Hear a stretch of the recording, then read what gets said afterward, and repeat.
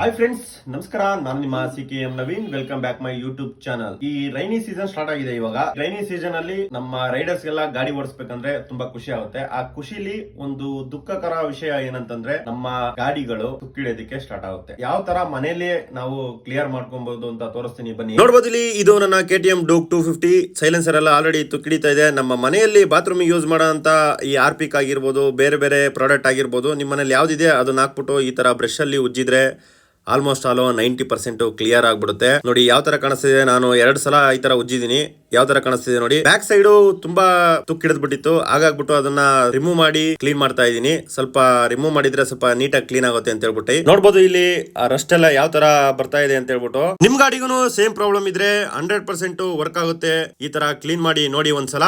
ನೋಡ್ಬೋದು ಈ ಸೈಲೆನ್ಸರ್ ಯಾವ ತರ ಹೊಸದ್ರ ತರ ಕಾಣಿಸ್ತಾ ಇದೆ. ಯಾರಾದ್ರೂ ನೋಡಿದ್ರೆ ಇದು ಫಸ್ಟ್ ಗೆ ತುಕ್ಕಿಡಿದಿತ್ತು ಅಂತ ಅನ್ಸೋದೇ ಇಲ್ಲ, ಆ ತರ ಕ್ಲೀನ್ ಆಗಿದೆ. ನೋಡಿದ್ರಲ್ಲ ಯಾವ ತರ ಮನೆಯಲ್ಲಿ ಮನೆಗಿರೋ ಐಟಮ್ ನೇ ಬಳಸ್ಕೊಂಡ್ಬಿಟ್ಟು ಎಷ್ಟು ಕ್ಲೀನ್ ಆಗಿ ಕ್ಲೀನ್ ಮಾಡಬಹುದು ಅಂತ ಹೇಳ್ಬಿಟ್ಟು. ಇದೇ ತರ ಯೂಸ್ಫುಲ್ ಕಂಟೆಂಟ್ ಗಾಗಿ ನನ್ನ CKM ನವೀನ್ ಯೂಟ್ಯೂಬ್ ಚಾನಲ್ ನ ಸಬ್ಸ್ಕ್ರೈಬ್ ಮಾಡ್ಕೊಳ್ಳಿ.